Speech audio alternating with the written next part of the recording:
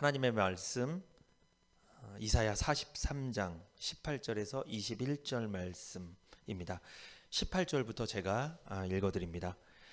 너희는 이전 일을 기억하지 말며 옛적 일을 생각하지 말라. 보라, 내가 새 일을 행하리니 이제 나타낼 것이라. 너희가 그것을 알지 못하겠느냐? 정령이 내가 광야의 길과 사막의 강을 내리니 장차 들짐승 곧 시랑과 및 타조도 나를 존경할 것은 내가 광야의 물들을 사막의 강들을 내어 내 백성 나의 택한 자로 마시게 할 것임이라. 이 백성은 내가 나를 위하여 지었나니 나의 찬송을 부르게 하려 함이니라. 아멘.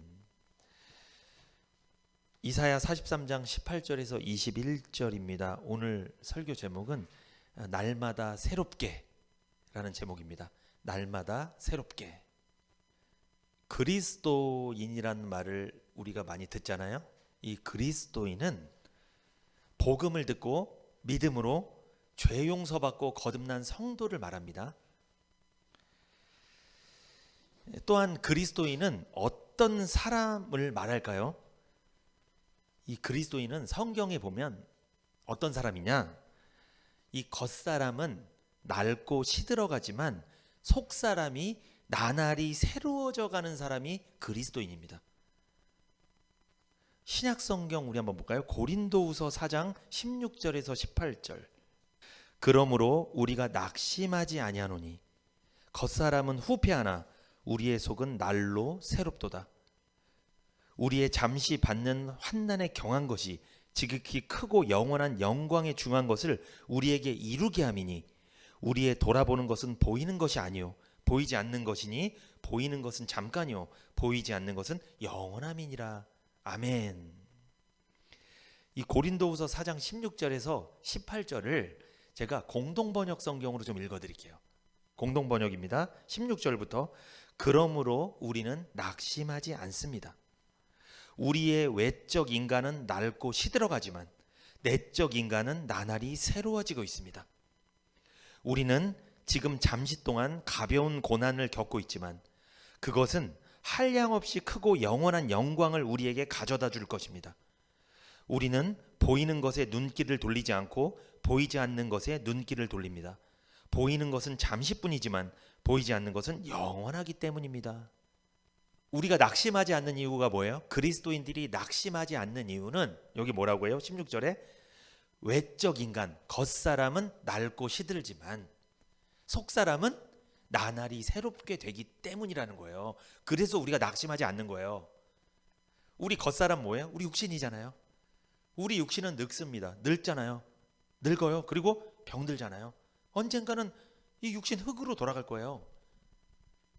낡고 시들어가는 거예요. 우리 육신은. 그런데 시간이 흐름에 따라 육신은 낡고 시들어가지만 우리의 속사람, 구원받은 속사람 있잖아요. 우리 영혼은 나날이 어떻게 된다? 새롭게 된다는 거예요. 그래서 우리가 이 세상 살면서 낙심하지 않는다는 거예요. 낙심하지 마세요. 육신이 좀 늙더라도 얼굴이 좀 처지더라도 몸이 예전 같지 않더라도 낙심하지 마세요. 우리 이 몸 썩을 몸이잖아요, 사실은. 근데 우리 영혼은 우리 몸이 썩을수록, 우리 육신이 썩어갈수록 우리 몸은, 속사람은 날로 새롭게 된다는 거예요. 우리는 지금 잠시 잠깐 가벼운 고난을 받고 있습니다. 왜? 한량없이 크고 영원한 영광을 우리가 받기 위해서 지금 잠깐 고난을 받고 있다는 거예요. 우리는 눈에 보이는 것이 아니라 눈에 보이지 않는 것에 우리 눈길을 돌립니다. 왜? 눈에 보이는 것은 잠시뿐이지만 눈에 보이지 않는 것은 영원하기 때문이죠. 이 말씀 참 은혜롭죠. 그래서 그리스도인은 어떤 사람이에요? 보이는 것보다 보이지 않는 것에 눈길을 돌리는 사람. 이 세상에서 잠시 잠깐 누리는 것보다 영원한 천국 바라보는 사람. 이 사람이 그리스도인이잖아요. 그리스도인이 어떤 사람이에요? 육신은 후패하나, 이게 썩는다는 뜻이에요. 이 육신은 낡고 시들어지고 썩지만 우리 속사람이 날로 새로워지는 사람, 이 사람이 그리스도인이잖아요. 그러니까 그리스도인은 겉사람보다 어디에 관심 많아야 돼요? 속사람에 관심 많아야 돼요. 우리가 왜 예배를 잘 들어야 될까요? 왜 말씀을 들어야 될까요? 우리가 듣는 그 말씀은 우리의 어디를 살찌우게 만들어요? 속 사람을 살찌우게 만드는 거예요. 여러분의 음식을 먹으면 몸이 살찝니다. 여러분이 책을 많이 보면 머리가 살찝니다. 지식이. 그런데 말씀을 들으면요, 영혼이 살찌는 거예요. 속 사람이. 그러니까 이 속 사람이 살찌기 위해선, 속 사람이 건강하기 위해선 말씀을 들어야 된다는 거죠. 그런 의미에서 예배가 중요하다는 거잖아요. 예배 시간에 말씀 들으니까. 겉사람은 후패하지만 우리 속사람은 날로 새로워질 줄 믿습니다. 그래서 우리가 낙심 안 하는 거예요. 제가 그리스도인이 누군지 잘 말씀드렸죠. 어느덧 2022년도 2달 남았습니다. 이제 11월, 12월 남았는데 다가오는 2023년 있죠. 새해에는 날마다 새롭게 살아가는 그리스도인 되시기를 축복합니다.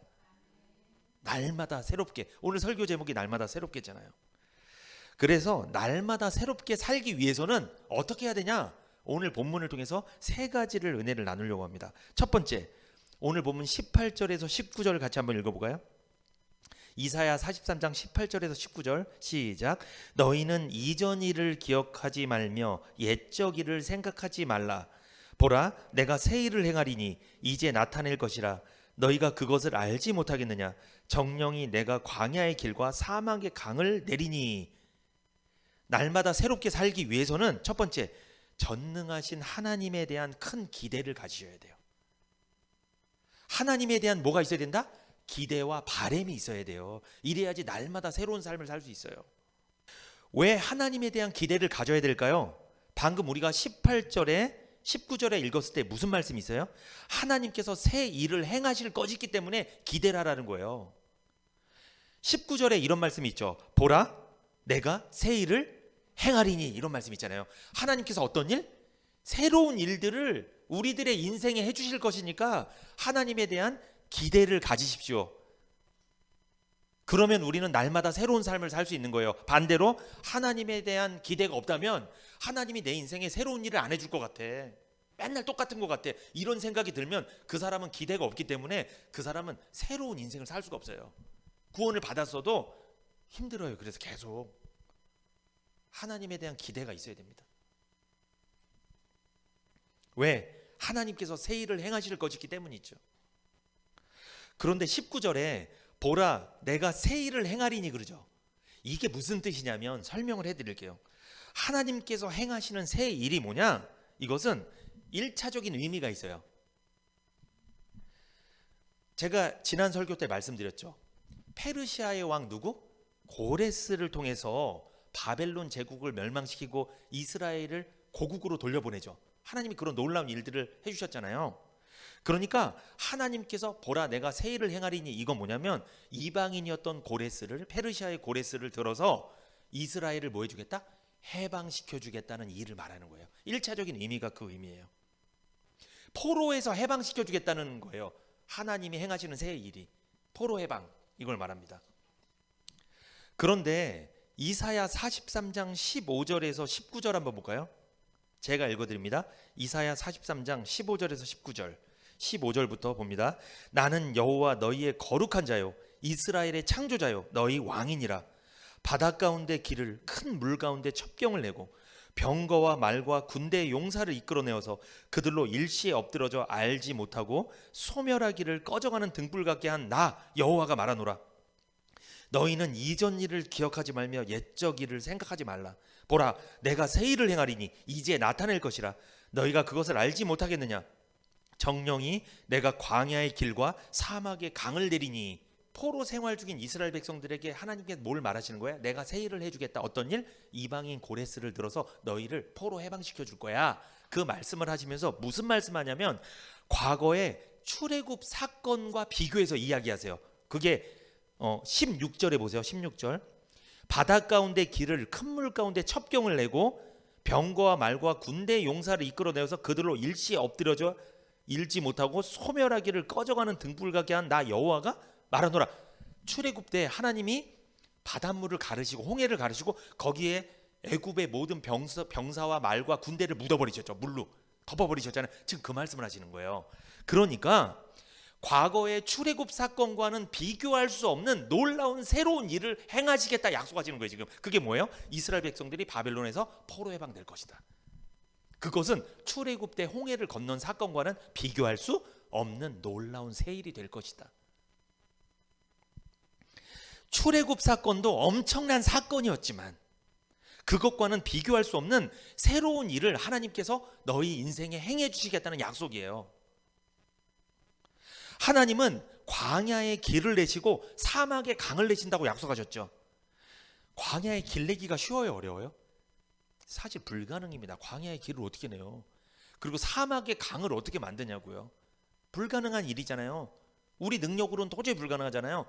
그런데 하나님은 그 새로운 일을 하시겠다는 거예요. 약속하셨어요. 그래서 광야에 길을 내고 사막에 강을 내어서 들짐승들이 목마름을 해결하고, 그리고 내 백성, 하나님이 택하신 백성들도 물을 마시게 할 것이라고 약속하신 거예요. 그게 20절입니다. 20절 보면 장차 들짐승 곧 시랑과 및 타조도 나를 존경할 것은 내가 광야의 물들을 사막의 강들을 내어 내 백성 나의 택한 자로 마시게 할 것임이니라 말씀하시잖아요. 그러니까 이게 무슨 뜻이냐? 하나님이 이스라엘 백성들을 고레스를 통해서 포로 해방시켜 주겠다고, 그게 하나님의 새 일이라고 그랬잖아요. 보라 내가 새 일을 행하겠다. 그 일을 통해서 하나님께서 광야의 길을 내고 사막의 강을 내서 들짐승뿐만 아니라 이스라엘 백성들도 물을 마시게 할 거다. 지금 그거 말씀하고 있잖아요. 이건 뭘 의미하느냐? 그러면 여기에는 더 깊은 의미가 있어요. 이스라엘 백성들이 포로 해방되는 의미도 있지만 우리로 적용해 봅시다. 택한 백성들이 복음의 말씀을 듣고 영적 목마름을 해결받고 구원의 감격 속에 하나님께 예배하며 찬송하는 새 일이 일어날 것이다. 그걸 여기서 미리 예언하신 거예요. 아멘. 할렐루야. 우리들 이야기죠. 그러니까 복음의 말씀을 듣고 믿음으로 영적인 목마름, 혼돈과 공허와 흑암, 이 죄 문제를 해결받고 영적인 목마름을 해결받고 갈증을 해결받은 그 구원받은 사람들이 교회에 모여서 하나님을 예배하고 찬송하는 새로운 일들이 일어날 것이다. 이게 내 백성, 내가 택한 자가 물을 마실 것이다. 그 뜻이에요. 이스라엘 백성들이 포로 귀환할, 포로 해방될 거란 뜻도 있으면서 그 안에 우리가 구원받을 것이라는 예언도 여기 다 되어 있는 거예요. 놀랍죠? 그게 하나님의 새 일입니다. 하나님 약속하셨어요. 보라 내가 새 일을 행하리니 약속하셨습니다. 그러니까 우리 교회가 이렇게 구원받은 성도들이 모인 것도 하나님의 무슨 일이에요? 이게 새 일입니다. 보라 내가 새 일을 행하리니 하나님이 행하신 거예요. 하나님의 새 일입니다. 그리고 이 하나님이 새 일을 행하신다고 했잖아요. 구원받은 백성들이 이렇게 모여서 예배드리다가 예수님이 다시 오시면, 재림하시면 어떻게 될까요? 재림하고 나서 새 하늘과 새 땅이 하늘에서 내려오죠. 새 하늘과 새 땅이 내려올 새 일까지 포함해서 지금 말씀하고 계시는 거예요. 그러니까 예수님이 다시 올 것까지 다 바라보고 이사야 선지자를 통해서 기록하신 거예요. 하나님이. 놀라운 일이죠. 구원받은 성도가 나중에 새 하늘과 새 땅에서 살게 될 새 일까지 여기다 기록해 두신 거라는 거죠. 한번 여쭤볼게요. 하나님께서 우리 인생 가운데 행하신 새 일, 가장 큰 새 일이 뭐예요? 사실 그게 뭘까요? 복음을 듣고 믿음으로 구원받은 거죠. 그게 내 인생에서 하나님이 행하신 가장 큰 일이에요. 새 일이에요. 그게. 그 일 경험하셨습니까? 하나님의 새 일을 경험하셨어요? 구원받은 적 있어요? 복음을 듣고 믿어서 죄사함 받은 적 있어요? 그러면 하나님이 내 인생에 새 일을 해주신 거예요. 감사해야 됩니다. 그래서 보라 내가 새 일을 행하리니, 광야 같은 내 인생에 길을 내주시고 어디서 와서 어떻게 살다가 어디로 갈지 모르던 내 인생에 하나님께서 광야 같은 내 인생에 복음으로 찾아오셔서 천국 가는 길을 내주시고, 내 인생 영적 목마름 속에 아무리 세상에서 살아도 그렇게 만족이 없고 공허하고 혼돈하고 두려움과 공포 속에 불안하게 살던 내 인생에 강을 내셔서 내 영적 목마름을 해결해 주시고, 영원한 천국으로 인도해 주신 그 하나님의 새 일, 구원받은 일 경험하셨어요? 이게 너무 감사한 일이잖아요. 이게 하나님의 새 일입니다. 그러니까 우리는요, 날마다 새롭게 살아야 돼요. 사실은 하나님의 새 일을 경험한 사람들이잖아요. 그러므로 하나님을 기대하십시오. 하나님은 기대하는 자에게 물을 주시는 분이에요. 우리가 구원받은 것도 하나님의 새 일이라고 말씀드렸죠. 그러면 우리가 이제 구원받았어요. 하나님의 새 일을 경험해서. 그러면 우리가 구원받고 나가서 천국 가는 날까지 이 땅에서 살아야 되죠. 우리는 살면서 영혼 구원만 받으면 끝나는 거예요. 삶의 구원도 받아야 돼요. 삶의 구원도 받아야 되잖아요. 삶 속에서도 하나님의 새 일이 필요합니다. 구원은 받았어요. 하나님의 새 일이 임했어. 구원은 받았어. 근데 삶 속에서 너무 힘들잖아요. 그럼 막 구원의 감격도 떨어지고요. 신앙생활 되게 힘들어요. 그러면 구원은 취소되지 않지만 이 땅에서 힘든 거예요. 너무 힘든 거예요. 우리는요, 하나님께서 행하시는 새 일이 필요한 사람들이에요. 그러니까 하나님께 뭐 하시라고 그랬어요? 제가 첫 번째 메시지가 기대하라고 그랬잖아요. 광야의 길을 내고 사망의 강을 내시는 그 하나님을 기대하라는 거예요. 우리에게 어떤 사건이 있고 문제가 있다 해도 전능하신 하나님께서 해결해 주실 것을 믿으시기 바랍니다. 하나님께서 반드시 예배 때 주시는 말씀을 통해서 해결해 주실 거예요. 그 말씀 속에 답이 있다니까요. 광야의 길을 내십니다. 사막의 강을 내십니다. 여러분, 광야의 길을 내고 사막의 강을 내미는 것은 있었던 일이에요? 없었던 일이에요? 그래서 그게 새 일이라는 거예요. 그게 새 일, 새로운 일, 새 일. 그렇게 우리 인생에 하시겠다는 거예요. 구원받을 때만 광야의 길을 내고 사막의 강을 내는 게 아니라 구원받고 난 다음에, 하나님의 자녀가 된 다음에 우리가 천국 가는 그날까지 이 땅에 사는 날 동안에 우리가 문제 가운데, 사건 가운데, 사람들과의 관계 속에 설사 힘들더라도 하나님께서 길을 내시고 강을 내실 거라는 약속이에요. 하나님께서 새 일을 해주시겠다는 거예요. 이걸 기대하십시오. 기대하는 게 믿음 있는 거예요. 기대하는 게. 믿음은 바라는 것들의 실상, 믿음은 기대하는 거예요. 지금 이루어지지 않았지만 그것을 이루어진 것처럼 믿는 거예요. 우리 다 알잖아요. 믿음이. 그게 믿음이에요. 기대하세요. 기대가 없는 건 믿음 없는 겁니다.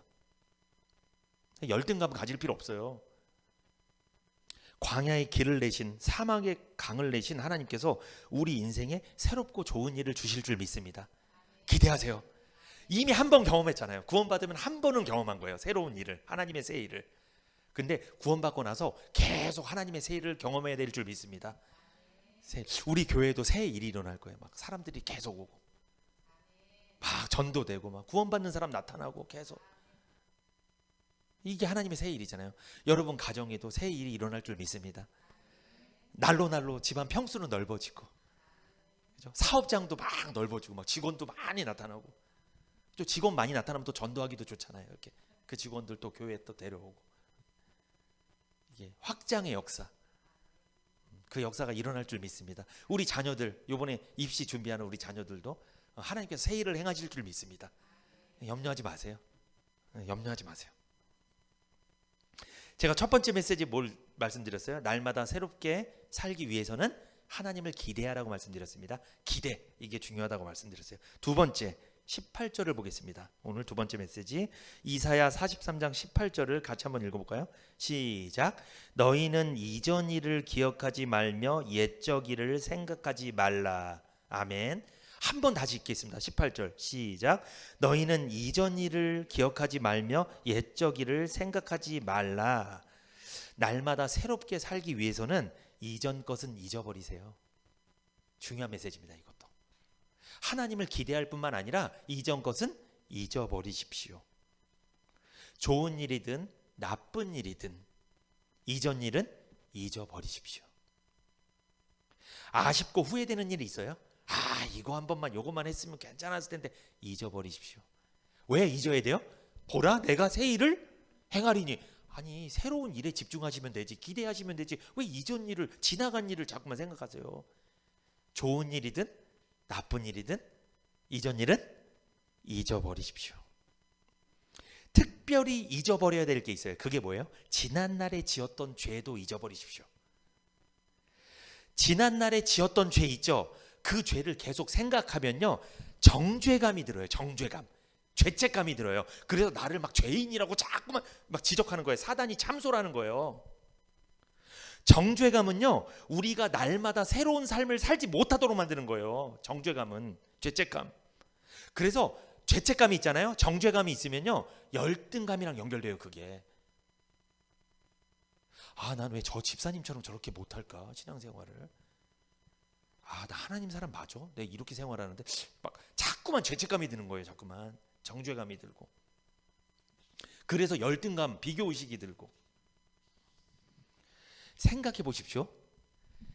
하나님이 18절에 너희는 이전 일을 기억하지 말며 옛적 일을 생각하지 말라. 왜 그랬을까요? 왜 이전 일을 기억하지 말라고 그랬을까요? 하나님도 우리의 죄와 허물을 기억하지 않으시기 때문에 그래요. 하나님도 기억 안 하는데 왜 너희가 기억하냐는 거예요. 중요한 말씀입니다. 이게 하나님이 우리의 죄와 허물을 기억 안 하시겠대요. 근데 왜 우리는 대단합니다. 우리가 기억한다니까요. 하나님도, 아니 심판을 하시는 분이 기억 안 한다는데, 근데 그러면 우리 심판 안 하겠다는 뜻이잖아요. 용서해 주겠다는 뜻이잖아요. 그런데 그거 그냥 받아들이면 되는데 왜 우리가 자꾸만 기억하는 거예요? 내 예전에 하나님께 이거 잘못했는데. 이스라엘 백성들이 바벨론에서 포로 생활하다가 고레스에 의해서 포로 귀환하잖아요. 고국으로 돌아오잖아요. 고국에 돌아와서 성전을 재건하고 예배를 드립니다. 근데 예배를 드리는데 잘 보세요. 이전 일이 기억나요, 안 나요? 하나님께 그렇게 영적으로 불감증, 영적 무감각해서 하나님 떠났을 때가 기억난단 말이에요. 죄 졌을 때. 그게 기억나니까 예배 생활을 제대로 못하는 거예요. 돌아왔는데 고국으로 자꾸만 옛날 포로 생활할 때 그때를 생각하는 거예요. 자꾸만 그때 하나님한테 죄 지었던 걸 생각하니까 예배 때 예배를 제대로, 제사를 제대로 못 드리는 거예요. 와서 성전에 와서 제사 드리는데 이 마음이, 태도가 이상한 거예요. 생각해 보세요. 하나님께서 죄를 용서해 주셨다고 딱 하셨는데 율법주의자들은 어떻게 해요? 율법주의에 빠진 사람들은 그걸 받아들여요, 안 받아들여요? 안 받아들이고 자기가 어떻게 해보려고 여기 와서 안달이 났단 말이에요. 그럼 하나님 얼마나 불편할까? 용서해놨는데 그거 그냥 믿으면 되는데 자기가 어떻게 안달이 나서 뭘 해보려고 하니까 얼마나 하나님 불편하겠어요. 그래서 말씀하시는 거예요. 이전 일을 기억하지 말라는 거예요. 특별히 죄 지었던 거 기억하지 말라는 거예요. 신앙생활에 아무 도움 안 됩니다. 그거는 도움이 안 돼요. 뭐 잘못한 거 있어요? 예전에? 잊어버리세요. 다 잊어버리세요. 하나님이 기억하지 말라잖아요. 이게 하나님이 용서해 주겠다는 뜻이에요. 이게 기억하지 마십시오. 전혀 도움 안 됩니다. 도움 하나도 안 돼요. 새 일을 기대하십시오. 그 시간에 차라리 하나님이 내 인생에 행하실 새로운 일을 기대하는 게 나아요. 그게 시간 낭비가 안 돼요. 그게 이사야 43장 25절 볼까요? 같이 한번 읽어볼까요? 이사야 43장 25절 시작. 곧 나는 나를 위하여 내 허물을 도말하는 자니 내 죄를 기억지 아니하리라. 포로 생활에서 귀환했던 이스라엘 백성들이 예배를 잘 드려야 되는데 자꾸만 예전에 죄 지었던 걸 생각하고 하나님과 불편한 관계에서 예배를 드리니까 하나님 말씀하십니다. 거기 이렇게 말씀하세요. 나는 나를 위하여. 하나님이 불편하다는 거예요. 나를 위해서 너희 죄를 기억 안 하겠다는 거예요. 왜? 너희가 자꾸만 죄를 기억하고 이전 것을 기억하고 있으면 누구도 불편하다? 하나님도 불편하니까 나는 나를 위해서 너희 죄를 기억 안 하겠다. 그러니까 너희들도 너희를 위해서 이전에 지었던 죄, 이전 일들 기억하지 말라는 거예요. 너 자신을 위해서라도 기억하지 마세요. 예전에 지었던 죄와 허물들 기억하지 마세요. 하나님이 용서하셨음을 그냥 믿으세요. 넘어가 주신 것을 믿으세요. 하나님은 이전 일을, 옛적 일을 기억하지 말고 생각하지 말라고 말씀하셨습니다. 왜 그럴까요? 하나님도 이전 일을 기억하지 않는다는 뜻이에요. 옛적 일을 생각하지 않는다는 뜻입니다. 그러므로 하나님의 관용하심을 누리시기를 축복합니다. 관용이 뭐예요? 넘어가 주는 거잖아요. 용서해 주는 거잖아요. 이걸 누리세요. 그냥 날마다 속죄의 은총을 묵상하시기를 축복합니다. 내가 어떻게 속죄 받았는지, 예수님을 통하여 어떤 사랑을 받았는지를 생각하셔야 돼요. 날마다. 그래야지 날마다 새로운 인생을 살 수 있어요. 왜? 그래야지 정죄감에서 벗어나니까, 죄책감에서 이겨낼 수 있으니까, 벗어나니까. 난 죄인이다, 의인이다? 난 의인이다. 난 구원받은 사람이다. 난 하나님 자녀다. 하나님께서 이전 일을 기억하지 말라고 하셨다. 옛적 일을 생각하지 말라고 하셨다. 말하세요. 스스로 고백하세요. 그래야지 우리가 행복할 수 있어요. 저는 옛적 일 생각하고 이전 일 기억하는 사람 치고 행복한 사람 못 봤습니다. 과거에 사로잡혀 있는 사람 벗어나야 돼요. 우리에게는 놀라운 미래가 기다리고 있습니다. 새 일, 하나님이 행하실 새 일. 2023년 개봉박두 기대하십시오. 전 기대됩니다. 우리 교회를 통해서, 성도님들을 통해서, 여러분의 가정과 자녀들을 통해서 어떤 새 일을 행하실지 기대가 있습니다. 제가 믿음 있는 거예요. 기대 있으니까. 속죄의 은총을 날마다 묵상하라고 말씀드렸잖아요. 속죄의 은총은요, 구원받은 성도의 삶을 날마다 새롭게 만드는 거예요. 새롭게. 우리 속사람은요, 말씀을 들으면 들을수록 더 새롭게 변화될 줄 믿습니다. 그게 그리스도인이잖아요. 속죄의 은총, 말씀을 통해서 속죄의 은총을 누리면 그 사람의 속사람은 날로 새롭게 변화될 줄 믿습니다. 이게 그리스도인의 인생의 재미예요. 재미. 이렇게 되면 재밌어요. 교회 다니는 게 재밌는 거예요. 내 속사람이 발전하는 게 느껴지는 거예요. 막 이게. 그럼 재밌다니까요. 말씀도 재밌고 배우고 싶고 하나님이랑 가까이 하고 싶고. 근데 그 재미를 못 느끼면, 구원은 받았는데 그 재미를 못 느끼면 교회 생활이 참 힘들어요. 그러면 로마서 8장 1절에서 2절 볼까요? 그러므로 이제 그리스도 예수 안에 있는 자에게는 결코 정죄함이 없나니, 그리스도 예수 안에 있는 자, 복음을 듣고 믿음으로 구원받은 사람에게는 정죄한다 안 한다? 정죄함이 없다. 왜? 이는 그리스도 예수 안에 있는 생명의 성령의 법이 죄와 사망의 법에서 너를 해방시켰다. 죄와 사망의 법은 율법이죠. 십계명이잖아요. 우리를 죄인이라고 지적하는 거, 그게 죄와 사망의 법이잖아요. 그런데 죄와 사망의 법이 우리를 죄인이라고 지적합니다. 그래서 우리는 죄인이라는 걸 알게 됐어요. 그런데 거기서 머물러 있는 게 아니라 생명의 성령의 법, 이게 뭐예요? 복음이죠. 이 하나님의 약속의 말씀, 이 복음이 너는 죄인이 아니라고 말해주는 거잖아요. 그러면 여쭤볼게요. 이전 일을 기억하지 말고 옛적 일을 생각하지 말라. 이거는 복음이죠. 하나님이 이전 일을 생각하지 말라잖아요. 기억하지 말라잖아요. 왜? 용서해 줄 거니까. 이게 복음이잖아요. 예수님을 통해 다 용서해 줄 거라는 거잖아요. 복음이잖아요. 이게 생명의 성령의 법이에요. 이 생명의 성령의 법이 죄와 사망의 법에서 묶여있던 나를 해방시키는 거예요. 그래서 우리는 정죄함을 받지 않는 거예요. 해방이 됐기 때문에. 그래서 생명의 성령의 법으로 해방된 사람은 어떤 삶을 살게 되냐? 로마서 5장 1절 봅니다. 로마서 5장 1절 같이 한번 읽어볼까요? 로마서 5장 1절 시작. 그러므로 우리가 믿음으로 의롭다 하심을 얻었은즉 우리 주 예수 그리스도로 말미암아 하나님으로 더불어 화평을 누리자. 아멘. 행위가 아닌 복음을 믿음으로 구원받은 사람, 그리스도인은요, 하나님과 더불어 뭘 누리면서 살아요? 화평을 누리면서 사는 거예요. 그러니까 예배 시간도 화평이에요. 하나님과 관계 속에서. 그런데 이전 일을 생각하지 말고, 이전 일을 기억하지 말고 옛적 일을 생각하지 말라고 했는데 자꾸만 생각하고 앉아 있으면 하나님이랑 화평이에요? 불편이에요? 불편. 그러면 불편이에요. 불편. 생각하지 말라고 그랬는데 이전 일을 왜 자꾸 생각을 하냐고요. 그러니까 불편하지. 하나님이랑. 하나님은 전혀 생각하고 있지 않는데. 그런데 왜 율법주의자들이 그렇게 율법에 매달릴까요? 왜 율법을 지켜서 어떻게든 자기가 죄를 용서받으려고 애를 쓸까요? 하나님이 뭐 하고 있을 거라 생각이 드는 거예요? 기억하고 있을 거라 생각이 들어서 그래요. 그러니까 그 사람들 성경 안 믿는 거예요. 이전 일을 기억하지 말고 옛적 일을 생각하지 말라는 말씀을 안 믿는 거예요. 그거를 왜 하나님을 안 믿어요? 왜? 하나님 그렇게 말씀하셨는데 이걸 안 믿으니까 자기가 어떻게든 해보려고 하는 거죠. 불쌍하죠. 그러니까 신앙생활이 불편한 거예요. 그래서 이단들 보세요. 얼마나 불편한지 몰라요. 하루 종일 김밥 한 줄 먹고 뭐 전도하고 하루 종일 그냥.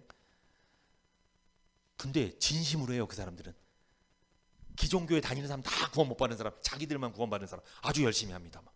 아니 외형적으로 보면 그 사람들이 진짜 구원 받은 것 같아요. 열심히 합니다. 막 이렇게. 근데 막 그 마음은 평안하지 않아요. 불편해요. 왜? 이렇게 안 하면은 지워버리니까, 천국 생명책에서 지우니까 불안한 거예요. 이게 막 불안해.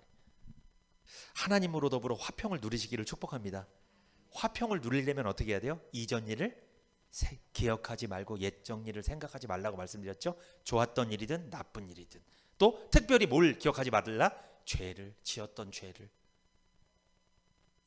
물론 앞으로 살면서 죄를 안 지으려고 노력은 해야죠. 맞죠? 그러나 지나간 죄는 하나님께서 다 예수님을 통해 다 용서하셨음을 믿으라는 거예요. 믿고 하나님과 화평하게 지내라는 거예요. 그런 우리들이 되기를 축복합니다. 화평, 이게 중요합니다. 화평. 속죄의 은총을 날마다 묵상하면 화평한 삶을 살게 되는 거예요. 그게 날마다 새롭게 되는 인생이에요. 새롭게 되는 삶이죠. 마지막입니다. 날마다 새롭게 살기 위해서는 세 번째 21절 볼게요.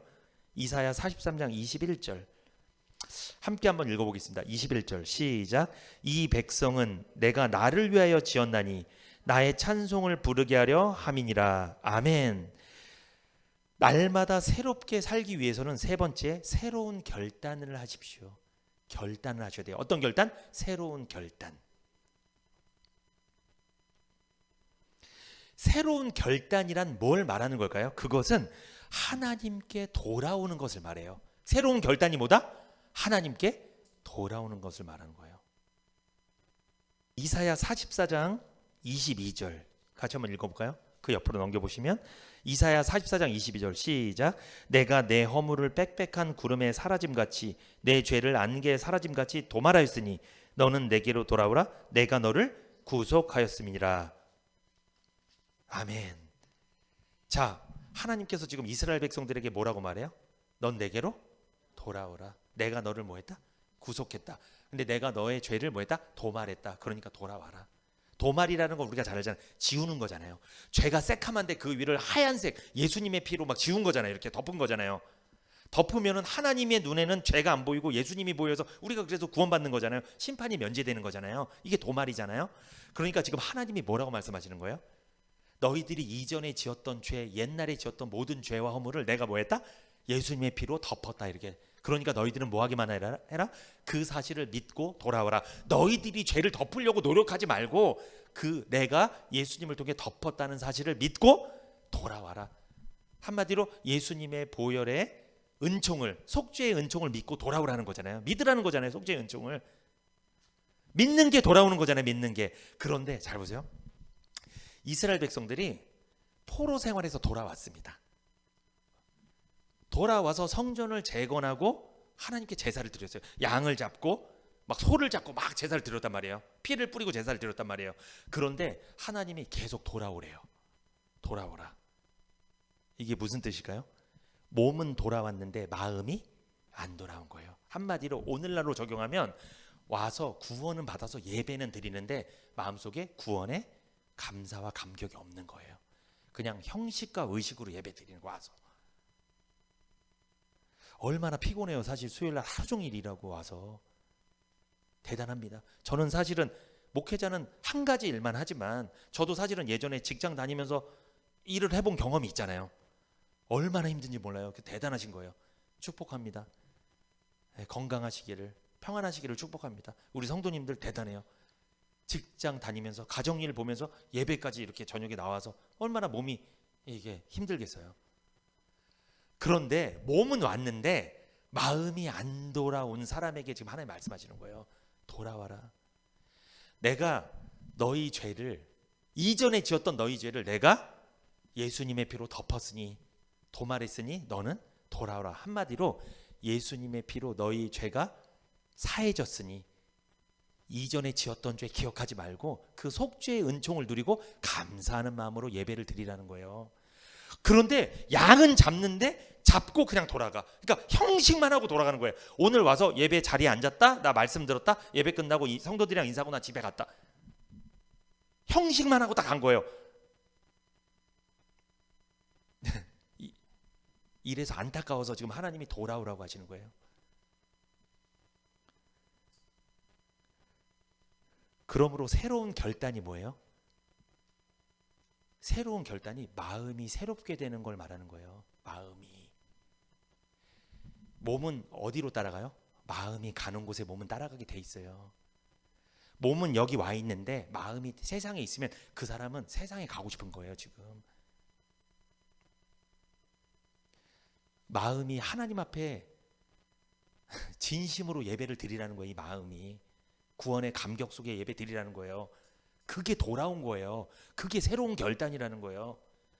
근데 우리는 새로운 결단하니까 몸만 오는 것만 얘기해. 아, 나 오늘부터 예배 잘 드려야지. 몸 가야지. 몸만 오면 뭐예요? 마음이 딴 데가 있는데 지금. 그건 새로운 결단이 아닙니다.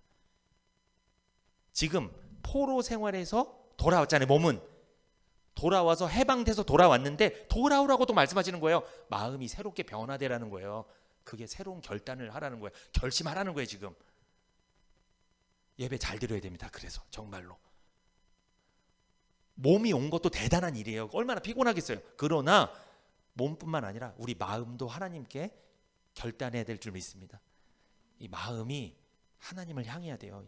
이 구원에 대한 감사가 있어야 돼요. 정말 그거 놓치면, 그거 잊어버리면 하나님 계속 얘기하는 거예요. 돌아오라고 얘기하고 있는 거예요. 그런데 이해가 안 가는 거예요. 난 돌아왔는데, 난 예배 드리는데 왜 자꾸만 돌아오라고 하냐는 거예요. 마음이 안 돌아왔다니까요. 그래서 우리 인생이 예배는 드렸는데 새로운 삶을 못 사는 거예요. 그러니까 삶이 참 재미가 없는 거예요. 예배는 드렸는데 이게 인생의 아이러니라니까요. 이해가 안 가는 거예요. 예배를 안 드린 게 아니에요. 와서 다 드렸다니까. 그런데 밖에 나가면 재미가 없는 거 이상하게. 그게 마음이 안 돌아서 그래요. 구원을 안 받았다는 게 아니라 구원은 받았는데 재미가 없는 거예요. 마음이 안 돌아와서 구원의 감격이 떨어진 거예요. 이 구원의 불이 활활 타올라야 되는데 지금 겨우 불만 붙어갖고 겨우 있는 거예요. 이게 이 코로나 기간 중에 너무 이 감격이 약화돼갖고 불신자를 돌아오라는 뜻이 아니에요. 돌아온 사람한테 돌아오라고 한다니까요. 지금 교회에 앉아 있어도 돌아올 사람이 많은 거예요. 그러니까 하나님께 돌아온 사람이 누굴까요? 마음이 새롭게 결단을 한 사람이 돌아온 거예요. 아, 나 이제 이렇게 예배 드리면 안 되겠다. 내가 지금까지 예배 태도가 정말 잘못됐네. 이 예배 마음 자세가 내가 진짜 잘못된 거네. 나를 돌아보는 거예요. 아, 이제 하나님께서 나를 어떻게 구원해 주셨는지 감사하는 마음으로 항상 예배에 집중하고 말씀에 집중하고 한번 이 말씀 잘 적용해 봐야 되겠다. 아, 내가 이게 이 말씀을 그냥 흘려보낼 시간이 아니야. 지금 이게 나를 한번 돌아봐야 되겠다. 이렇게 예배를 드려야 돼요. 이런 마음가짐으로. 그냥 오늘 오신 것만 만족하고 돌아간다면 그럼 하나님은 계속 얘기하는 거예요. 넌 내게로 돌아오라. 계속 그 말씀하는 거예요. 하나님은. 그런데 이사야 43장 21절 볼까요? 한번 같이 읽어볼까요? 이사야 43장 21절 시작. 이 백성은 내가 나를 위하여 지었나니 나의 찬송을 부르게 하려 함이니라 말씀합니다. 하나님께서 우리를 만드신 목적이 뭐예요? 하나님께서 우리를 만드신 목적, 이 백성은 내가 나를 위하여 지었나니 나의 찬송을 부르게 하려 함이니라. 찬송 부르게 하는 건 예배 드리게 하는 게 목적이에요. 그러니까 이 예배는요, 하나님이 우리를 만드신 목적이에요. 이 예배가 너무 중요합니다. 그러니까 하나님께서 만드신 목적을 우리가 달성하려면 예배를 드려야 되는 거예요. 그 예배를 어떻게 드려야 돼요? 구원의 감격 속에 드리라는 거예요. 이게 하나님의 목적을 달성하는 거예요. 그것 때문에 하나님이 우리를 만드셨다는 거예요. 그 말씀이에요. 21절이 중요한 말씀입니다. 정리해보면 하나님께서 우리를 만드신 목적으로 들어오는 게 뭐예요? 그게 바로 새롭게 되는 거예요. 그러니까 하나님께서 우리를 만드신 목적이 뭐예요? 예배죠. 어떻게 예배 드려야 돼요? 구원의 감격 속에 예배 드려야 되잖아요. 이것이 하나님의 목적 안으로 들어오는 거예요. 이것이 날마다 새롭게 되는 인생이라는 거예요. 이게 뭐가 세상에서 잘 나가고 뭐가 풀리고 그게 아니고, 생각해 보세요. 세상에서 잘 나가고 잘 풀렸는데 구원에 감사가 없어. 구원은 받았지만 이제 감사도 없어. 감격도 떨어져. 근데 세상에서 더 잘 돼. 뭐가 잘 풀려. 이건 하나님 목적대로 하는 거예요? 안 하고 있는 거예요? 안 하고 있는 거예요. 이건 새롭게 되는 인생이 아니에요. 이 사람은. 근데 그렇게 살잖아요. 꼭 이전 일이 생각납니다. 옛날 일에 묶여 삽니다. 그 사람은. 현실에선 돈을 많이 벌지 모르겠지만 기대가 없어요. 하나님에 대해서. 왜? 지금 부자니까, 지금 잘 되니까. 이게 행복이 아니에요. 여러분 부러워하지 마세요. 그런 사람들 부러워하면 안 됩니다. 그런데 참 은혜가 떨어지면 그게 새롭게 되는 거라고 생각해요. 뭐가 기도했더니 응답이 되고, 뭐가 잘 풀리고, 뭐 돈 많이 벌고, 뭐가 잘 나가고, 이게 새롭게 되는 인생이라고 그걸 자랑하면서 간증까지 합니다. 그걸 말한 게 아닌데 이 마음을 말하는 거예요. 마음. 구원 받았냐? 구원 받았으면 감사가 있어? 그 감사로 예배를 드리고 있냐? 이게 날마다 새롭게 되는 인생이에요. 그렇게 살고 있다면 그 사람이 세상에서 비록 가난하더라도, 뭐가 일이 안 풀리더라도 그 사람은 날마다 새로운 인생을 살고 있는 거예요. 그걸 하나님이 바라시는 거예요. 이스라엘 백성에게, 또 오늘날 우리들에게. 근데 우리는 번지수 잘못 잡은 거예요. 자꾸 세상에서 뭔가 하려고, 뭐가 성공하려고 노력한다는 거죠. 그러니까 새롭게 되는 것에 대한 의미가 완전히 달라요. 완전히. 내 인생의 목적이 나를 위한 것에서 하나님을 예배하는 것으로 마음이 변화된 거, 그게 새로운 인생이라는 거예요. 그게. 내 예배를 잘못 드렸네 지금까지. 내가 이거 내가 완전 기복신앙이네. 나 예배 드리면서 뭔가 잘 풀게 해달라고 이런 마음으로만 계속 예배 드렸네. 이게 아니네. 구원에 대한 감사도 없고 감격도 없고, 나 예배 진짜 잘못 드렸네 지금까지. 이게 새롭게 되는 거예요. 이게 내 인생의 목적이 나를 위한 것이었어요. 지금까지는 하나님도 나를 위해 이용했어요. 예배도 나를 위해 이용했어요. 헌신도 나를 위해 이용했어요. 내가 이렇게 하면 하나님이 나한테 보상해 줄 줄 알았어요. 이용한 거예요. 다 나를 위해서. 그건 하나님이 우리를 만드신 목적과 반대로 가는 거예요. 그거는 하나님 우리를 만드신 목적은 구원받은 것에 감사해서 예배 드리라는 거예요. 찬송하라는 거예요. 이걸 놓치면 끝입니다. 사실 이걸 놓치면, 이걸 놓쳤는데 다른 게 다 잘 된다, 그 사람이랑은 교제하지 마세요. 교제하면 안 돼요. 그 사람이랑은.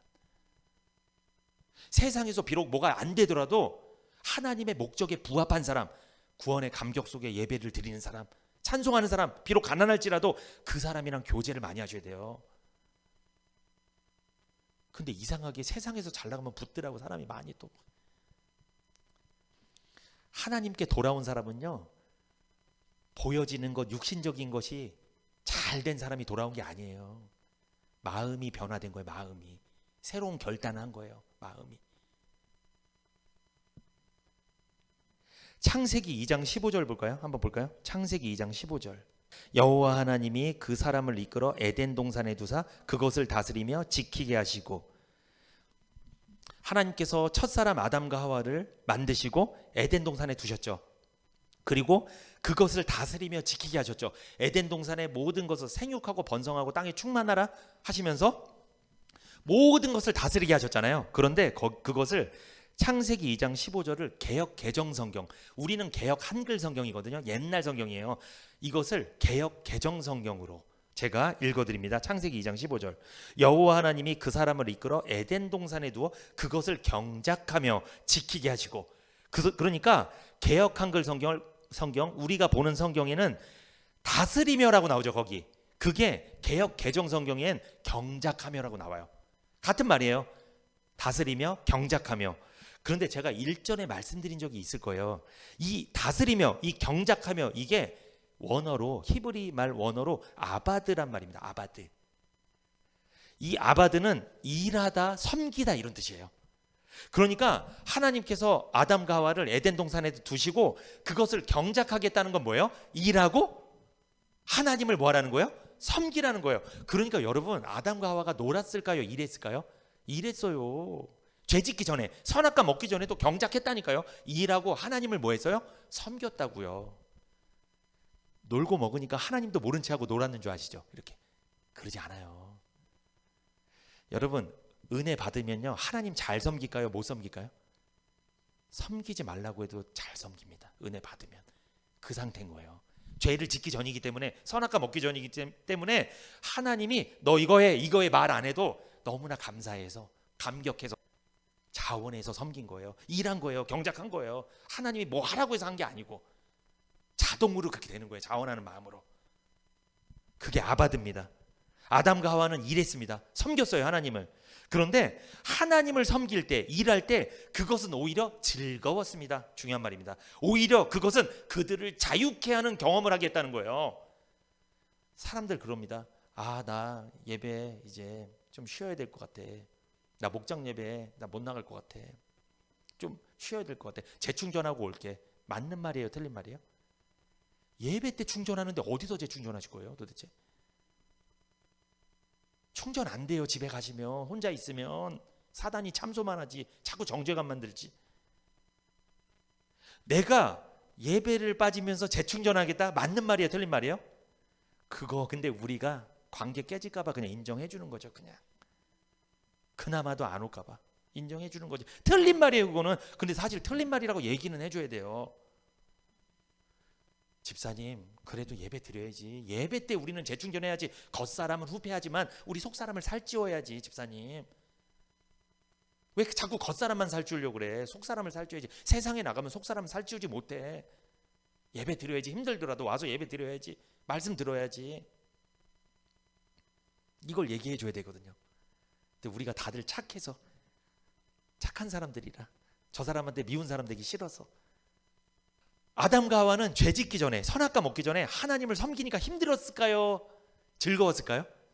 즐겁고 오히려 자유로웠다니까요. 오히려 신기하죠? 여러분 요즘 어떠세요? 교회에서 와서 예배드리고 일하고 하면은 힘드세요? 막 구속되는 것 같아요? 막 나를 억압받고 막 이러는 것 같아요? 아니면 너무나 자유로우세요? 감사하세요? 막 보람이 있고? 이게 우리 신앙 상태를 말해주는 거예요. 이상합니다. 선악과 먹기 전에는 그래서요, 아담과 하와가 너무나 은혜를 받아갖고 하나님을 일하고 경작 아바드하면서 하나님을 섬기고 일하는 게 오히려 자유로운 거예요. 오히려 기쁜 거예요, 마음이. 그런데 선악과 먹고 나니까 그 다음부터는 괴로워요. 예배 드리는 것도 괴롭고 제사 드리는 것도 괴롭고 하나님 섬기는 것도 괴롭고 자기를 위한 인생을 살게 된다는 거죠. 그 다음부터는 선악과 먹고 죄를 진 다음부터는. 그런데 이 아바드란 단어 있잖아요. 이 아바드는 일하며 섬기는 것을 말하기도 하지만 그 레위 자손들이 제사장 가문이잖아요. 레위 지파가 제사장 가문이잖아요. 이 레위 지파가 여호와를 섬기는 것. 그러니까 제사장들이, 구약의 제사장들이 하나님을 섬기면서 제사 드릴 때 쓰던 말이 아바드란 말이에요. 그러니까 한마디로 이 아바드는 제사장이 제사 드리는 거, 예배 드리는 거. 그러니까 아담과 하와는 선악과 먹기 전에도 하나님을 뭐 했던 거예요?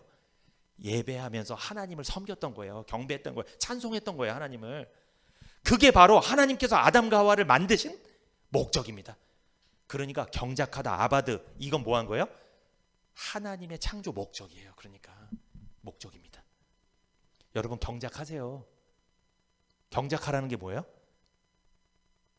일하며 섬기시라는 뜻도 있지만 교회에서 오셔서 하나님의 일을 섬기시고 목회자의 일을 돕고 하나님 일을 하고 하나님을 섬기고 성도를 섬기고 이것도 하면서 뭐다? 제사로 섬기라는 거예요. 제사 드리라는 거예요. 예배 드리라는 거예요. 이게 하나님이 아담과 하와를 만드신 목적이에요. 아바드의 뜻이에요. 그게. 그러므로 제사장이 제사 드리는 것, 성도가 예배 드리는 것이 경작하는 것입니다. 하나님이 경작하라고 했으면 해야죠. 그 왜 안 해요, 그거를? 근데 이 경작하는 거, 예배 드리는 것도 은혜 받아야 재밌어요. 근데 은혜 못 받으면 그렇게 하기 싫어, 막 이게. 참. 하나님께 예배 드리는 것이 경작하는 것입니다. 그것이 인간의 창조된 이유며 인간의 창조 목적입니다. 여러분 시계 있죠? 시계는 뭐예요? 시계가? 시간을 알기 위한 목적이 있죠?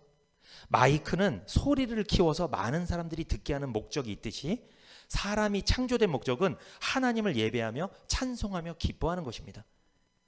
요한복음 4장 23절에 볼까요? 신약성경 요한복음 4장 23절. 아버지께 참으로 예배하는 자들은 신령과 진정으로 예배할 때가 오나니 곧 이때라. 아버지께서는 이렇게 자기에게 예배하는 자들을 찾으시느니라. 아멘. 우리는 기도하면서 하나님을 찾잖아요. 그런데 기도를 안 했는데도 하나님이 찾아가는 사람이 있어요. 누구? 예배하는 사람. 그런데 그냥 와서 몸만 앉아있는 사람을 말하는 게 아니에요. 누구를 찾아갈까요? 신령과 진리로 예배하는 사람. 이 신령이 뭘까요? 우리가 이런 말 많이 들어보셨잖아요. 신령. 신령은 신령하다 그 뜻이 아니에요. 그런 뜻이 아닙니다. 이 신령은 성령으로 이런 뜻이에요. 신령이 뭐라고요? 성령으로. 한마디로 성령의 힘을 입어서 성령 충만하게, 그런 뜻이에요. 여러분 보세요. 성령으로 하는 것은 내 힘으로 하는 거예요? 하나님의 힘으로 하는 거예요? 하나님의 힘으로 하는 게 성령으로 하는 거예요. 그러니까 신령으로 예배를 드리는 건 하나님의 힘으로 예배 드리라는 거예요. 내 힘으로 하는 게 아니에요. 하나님의 힘을 힘입어서 하나님께 받은 은혜에 감사해서, 한마디로 성령으로가 무슨 뜻이에요? 구원의 감격 속에, 구원해 주신 은혜에 감사하는 마음으로, 성령으로, 내 힘이 아닌 하나님이 주신 그 마음으로 예배를 드리면 이 예배가 그렇게 나를 자유롭게 만드는 거예요. 그렇게 재밌어요, 예배가. 그래서. 그런데 신령으로가 아니라, 성령으로가 아니라, 하나님이 주신 힘으로가 아니라 내 힘으로 예배 드리잖아요. 앉아있어. 은혜 못 받아요, 그날. 왜? 내 힘으로 예배 드렸으니까. 몸만 피곤하고 그냥. 이게 달라요. 그러니까 포로에서 해방돼서 귀환한 이스라엘 백성들이 신령으로 예배를 드려야 돼. 성령으로 예배를 드려야 되는데, 구원의 감격 속에 예배 드려야 되는데 양만 자꾸 가는 거야. 피 뿌리고 그냥 가는 거야. 했죠? 나 했잖아. 예배 드렸는데 뭐 어때? 뭐 하고 가는 거예요. 그냥 감격도 없이. 그 양이 왜 죽어야 되는지 상징을 잃어버리는 거예요. 그게 예수님이잖아요. 예수님을 알려주는 거잖아요. 그것을 잃어버리고 형식만 하고 그냥 가는 거예요. 자기 할 도리만 하고 가는 거예요. 이건 신령으로 드린 예배가 아니에요. 자기 힘으로 하는 거지. 하나님이 기뻐하지 않습니다. 그건 하나님의 창조 목적이 아니에요. 그런데 너무 양을 많이 잡다 보면 그렇게도 빠져. 예배를 이상하게 너무 많이 드리면 또 그렇게 되는 경향이 좀 있어요. 이렇게 어느 순간 막 매너리즘에 빠지고 막 이렇게. 신령이 뭐예요? 성령으로, 구원받은 감격과 감사로, 하나님이 주신 힘으로.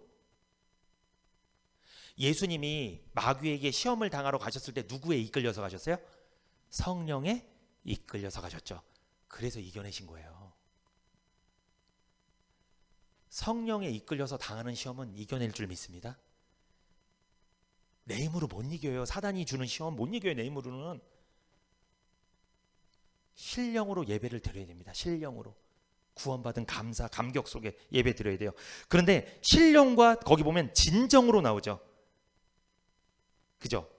이 진정이 뭐예요? 진정해라 뭐 이런 뜻이에요? 그게 아닙니다. 이 진정이 진리로 이런 뜻이에요. 진리. 한마디로 복음으로 예배 드리라는 거예요. 복음의 말씀으로.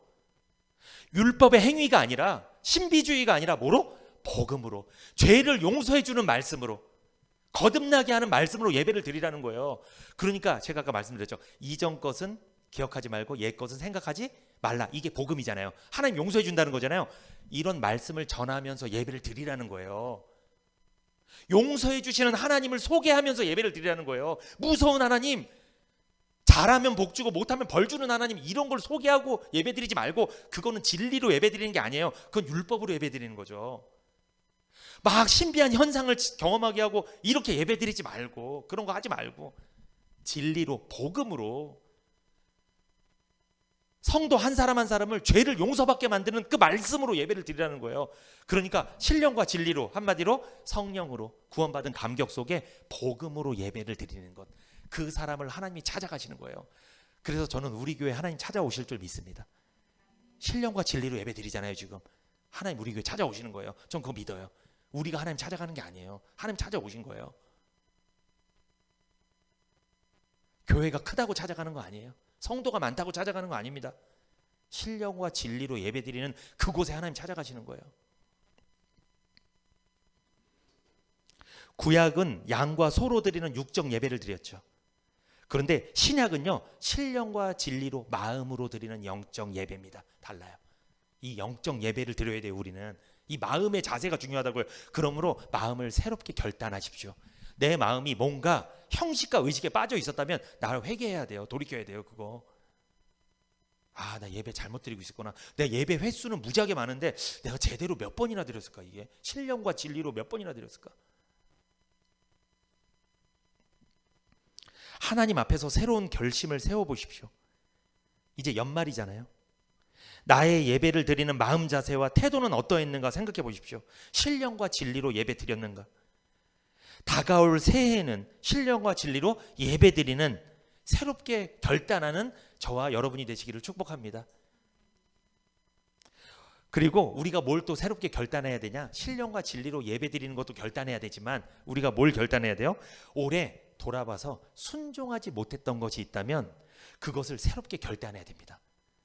예를 들어서 주일 성수, 주일 예배 지키는 것, 그리고 예배 생활, 그리고 기도 생활, 말씀 생활, 전도 생활, 헌금 생활, 헌신하는 것, 이런 것들에 순종하지 못했던 것이 있다면 그런 것도 내년에는 내가 이제는 순종해야 되겠다, 이제는 열심히 해야 되겠다 결단해야 될 줄 믿습니다.